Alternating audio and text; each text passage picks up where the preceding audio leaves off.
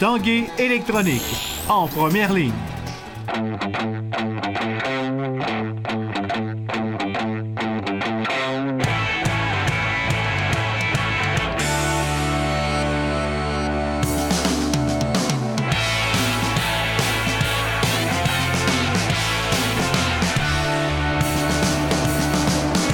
En ce jeudi, bienvenue à l'Esprit sportif. Parlons d'abord de baseball. Les Capitals de Québec qui disputeront leur match inaugural demain soir au stade municipal contre les Aigles de Trois-Rivières.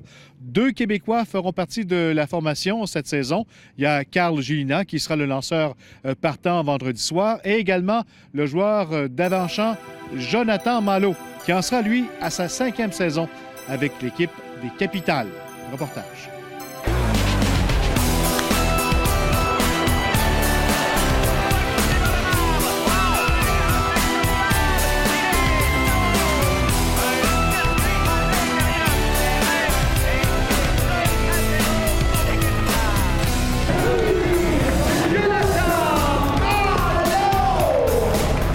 Jonathan Malo, 5e saison pour toi qui s'amorce avec les Capitals de Québec. Est-ce qu'à chaque fois, on ressent les mêmes papillons? Oui, justement, là, la journée de la première pratique, c'était comme... je me sentais comme un enfant. J'avais vraiment hâte d'arriver au terrain, j'étais excité. En forme pour entreprendre d'une autre saison? Oui, toujours. L'âge monte, mais je me sens encore bien physiquement. Donc, ça devrait être bon au jeu pour la saison. Vétéran de l'équipe, évidemment, plein de nouveaux dans l'équipe. Comment tu vois le noyau de l'équipe et l'équipe cette saison? Pour l'instant, c'est dur à dire. On n'a pas vraiment joué beaucoup de matchs, mais j'aime vraiment ce qu'on a comme alignement. Les lanceurs, je les ai pas tous affrontés, donc c'est un petit peu plus dur à dire pour moi. Mais côté alignement, défensive, bâton, vitesse, je suis très content de ce que je vois pour l'instant. Ça devrait être une bonne saison. Et là, maintenant, des rares Québécois avec l'équipe, là, avec Carl Gélina. Tu as un rôle à faire, évidemment, pour l'équipe. Oui, c'est certain que ça a diminué beaucoup là, avec Josué Pelé qui a déniché un bel emploi avec les Blue Jays. Jean-Luc Blaquière qui n'est pas de retour, donc c'est certain que je sens un petit peu plus de responsabilité, mais c'est pas quelque chose qui devrait affecter le jeu ou rien. C'est juste à moi d'être un vétéran comme je l'ai été dans les dernières années. C'est certain que je suis seul Québécois pour l'instant.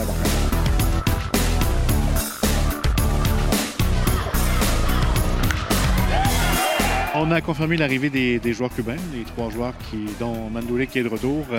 C'est le fun de savoir qu'on va avoir un petit peu de ces joueurs-là dans la formation comme l'an passé. Oui, c'est certain. C'est des joueurs là, qui sont pratiquement des vétérans là, avec le passé qu'ils ont eu dans le baseball international. C'est des gars qui ont joué beaucoup de baseball de haut niveau.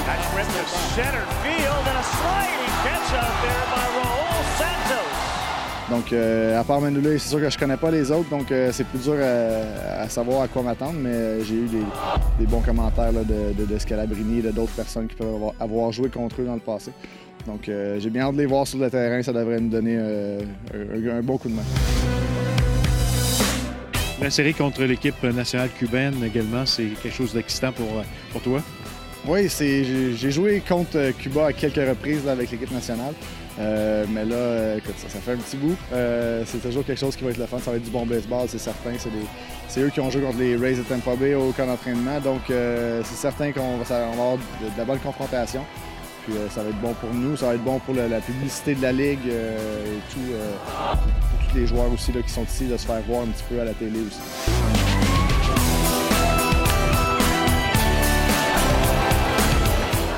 Début de la fin de semaine contre Trois-Rivières, les champions en titre. C'est motivant de reprendre contre eux parce que, évidemment, on veut être à leur place cette année. Exactement. C'est certain que si ça avait été une autre équipe, ça serait la même chose. Là, mais oui, on veut reprendre ce trophée-là qu'on n'a pas gagné depuis les 2 dernières années. On va arriver là en force. C'est bonne saison. Merci. Merci.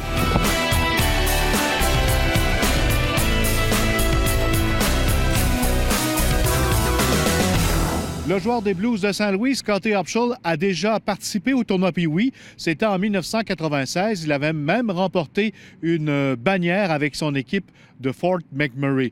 Mais voilà que l'aréna a pris feu lors des incendies et il a vu la bannière également disparaître. Mais le tournoi Pee-Wee de Québec a décidé d'y remédier. Le reportage de Stéphane Turcot.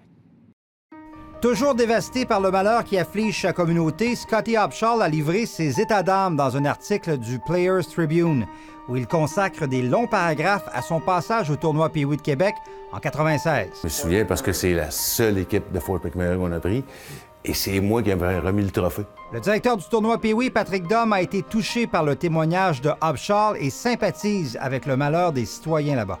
Il dit, là, dans le fond, qu'il a su que l'aréna avait brûlé, « The arena is gone ». Il a tout de suite pensé aux bannières, puisque les sacrifices, dans le fond, que lui, ses parents, tout ça ont fait, les heures de glace que ça a pris pour aller jouer là aussi durant des années de temps. Les Barons de Fort McMurray de Scottie Upshall avaient remporté la finale contre une formation de Papineau. Dans son article, il rappelle tous les efforts de son équipe afin de faire le voyage à Québec à l'époque. Les nombreuses bouteilles vides qu'ils avaient notamment vendues pour boucler le budget. Pour Patrick Dom, Scottie Upshall et ses coéquipiers du temps doivent symboliquement retrouver leur bannière de 1996. C'est une question en tant que telle de pouvoir redonner à ces gens-là. On sait que, bon, oui, tout se rebâtit, tout ça, il y a des souvenirs qu'on ne peut jamais récupérer. Fait que si on est capable, c'est notre petite part du tournoi Pee-Wee pour les gens de Fort McMurray, qu'un jour, quand il y aura une nouvelle arena ou dans une arena ailleurs, de pouvoir leur redonner la bannière qu'ils ont gagnée quand il y a 20 ans. Patrick Dom a déjà communiqué avec les Blues de Saint-Louis pour signifier ses démarches et promet qu'avant longtemps, Scottie Upshall reverra la bannière du tournoi qui avait tant marqué sa jeunesse. On va faire quelque chose de spécial. Est-ce qu'on va se déplacer là-bas? Ça se peut. Est-ce qu'on va rencontrer Scottie Upshall à quelque part? Ça se peut aussi. De quelle façon on va le faire? Je ne sais pas. Mais c'est sûr que ce ne sera pas juste un thème enveloppé dans du papier brun avec la bannière dedans qui va se rendre là-bas. Là. Une bannière qui n'a rien d'une Coupe Stanley, mais qui a une valeur sentimentale aux yeux de Scottie Upshall. Stéphane Turcot, TVA Sport, à Québec.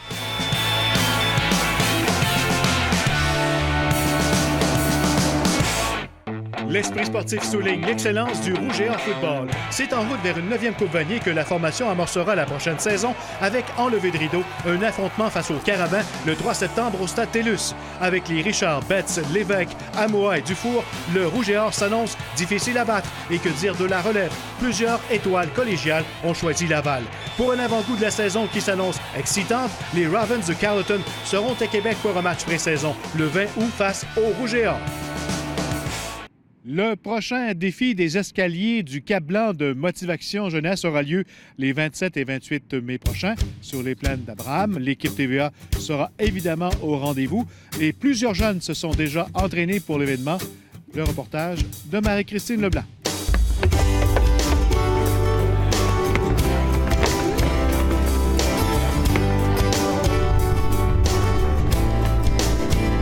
Parle-nous de ce qu'on vit aujourd'hui, un entraînement en vue du défi du Cap-Blanc. Bien, c'est les préparatifs du défi.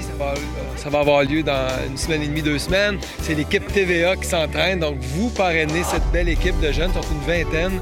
Et aujourd'hui, bien, ça sera le parcours du combattant. L'escalier du Cap-Blanc, c'est 400 marches. Ça représente les efforts que ces jeunes-là ont fait pour s'intégrer ici à Québec.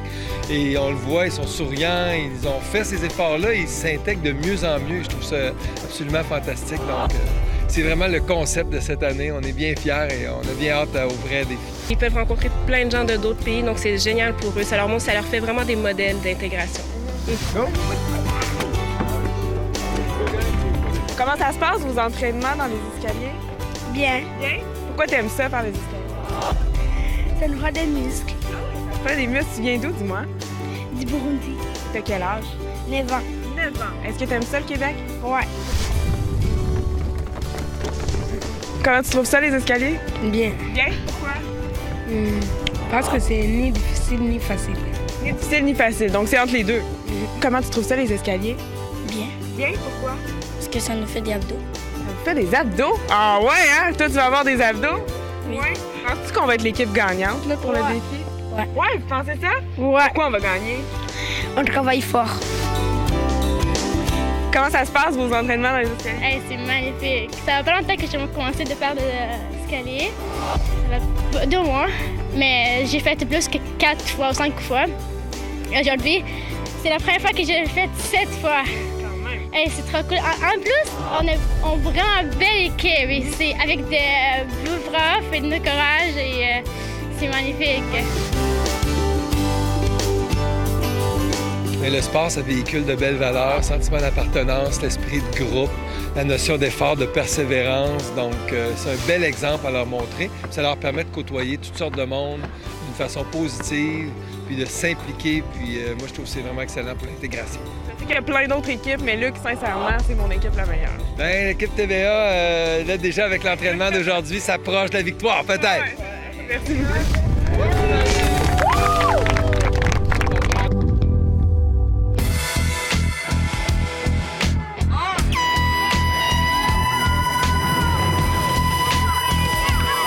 L'organisation Motivation Jeunesse présentait jeudi la conclusion de son marathon de la jeunesse québécois, un défi sportif d'envergure qui permettait à 600 élèves de se dépasser après un entraînement de plusieurs semaines.